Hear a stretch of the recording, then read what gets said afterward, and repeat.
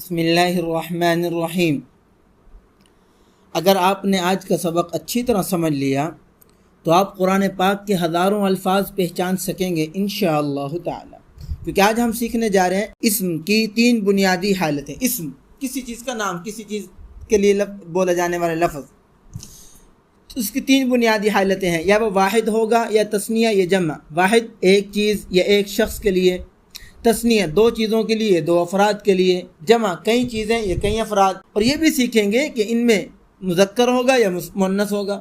مذکر یعنی مرد یا نر کی طرف منسوب کیے جانے والے الفاظ، نر اور مرد کے لیے بولے جانے والے لفظ کو مذکر کہتے ہیں، اور مؤنث یعنی عورت کے لیے بولے جانے والے لفظ یا مادہ کی طرف منسوب الفاظ کو مؤنث کہتے ہیں۔ تو مذکر اور مؤنث کو کیسے پہچانیں گے، یہ بھی آج ہم پڑھیں گے۔ اور خاص بات یہ ہے کہ سب ہم قرآن مجید کی مبارک آیات سے سیکھیں گے، تاکہ جب آپ قرآن پاک کی تلاوت کریں تو صرف پڑھیں نہیں، الفاظ نہ پڑھ رہے ہوں بلکہ سمجھیں بھی۔ چلیں ابتدا کرتے ہیں۔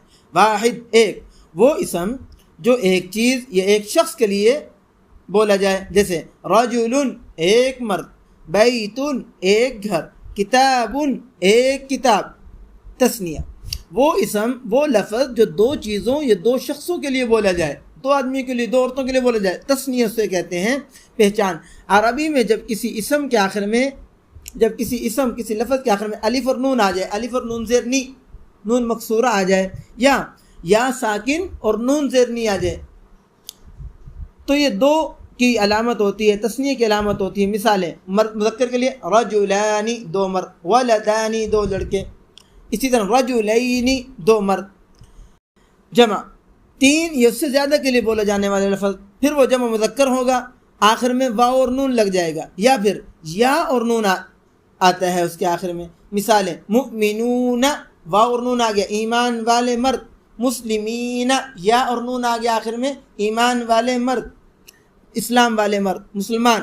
اب ہم قرآنی آیات میں واحد، تثنیہ اور جمع کو پہچاننے کی مشق کرتے ہیں۔ ایک مثال لیں گے، آپ نے اسی چیز کو یاد رکھ کر قرآن پاک کے باقی الفاظ میں غور و فکر کرتے ہوئے ان لفظوں کو پہچان لینا ہے انشاءاللہ۔ واحد مذکر کے لیے آیت وقال رجل مؤمن، اور ایک مؤمن آدمی نے کہا، رجل ایک نے کہا، مؤمن وہ ایمان والا۔ تثنیہ مذکر کے لیے آیت فیہما ان دونوں جنتوں میں، عینانی 2 چشمے، الف اور نون آخر میں آیا، الف اور نون زیر نی، عینانی عینانی۔ یہ اسم تجریانی، یہ اس کا بھی ہم فعل مضارع میں پڑھ چکے ہیں، یہ بھی تثنیہ ہے، 2 چشمے بہتے ہیں۔ وَضْرِبْ لَهُمْ مَثَلَ الرَّجُلَيْنِ، وَضْرِبْ بیان کرو، لہم ان کے لیے، مثلا مثال ان کے لیے حالت بیان کرو، کس کی؟ الرجلین 2 آدمیوں کی، 2 آدمیوں کی مثال بیان کرو۔ اب الرجلین یا اور نون کے ساتھ، یا ساکن اور نون زیر نی، نون پر کسرہ ہے۔ جمع آیت والکافرون هم الظالمون، جمع مذکر کے لیے واو اور نون آخر میں آ رہا ہے، والکافرون کافرون هم الظالمون، یہ اور کافر ہی ظالم ہے۔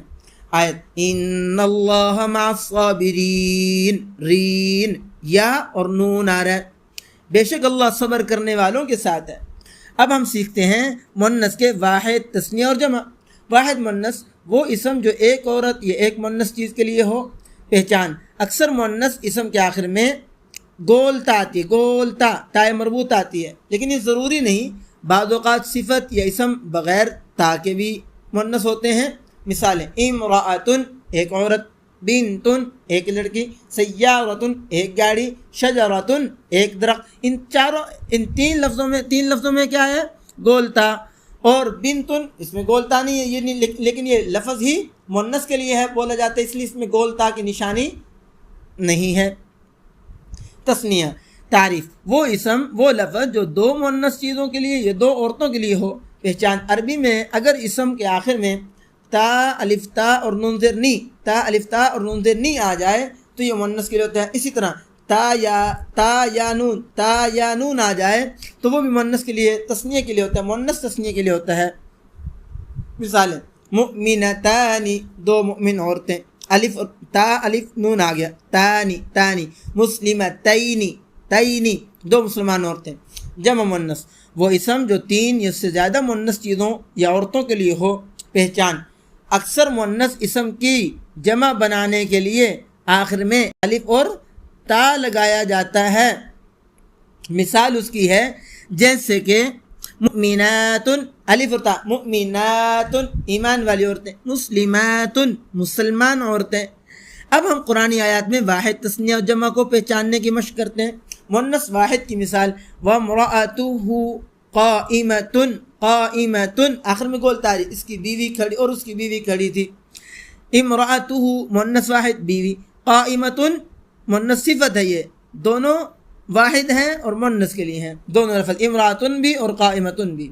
آگے مؤنث تثنیہ کی مثال فإن لم يكونا رجلين فرجل وامرأتان، وامرأتان کا لفظ اس آیت میں وامرأتان.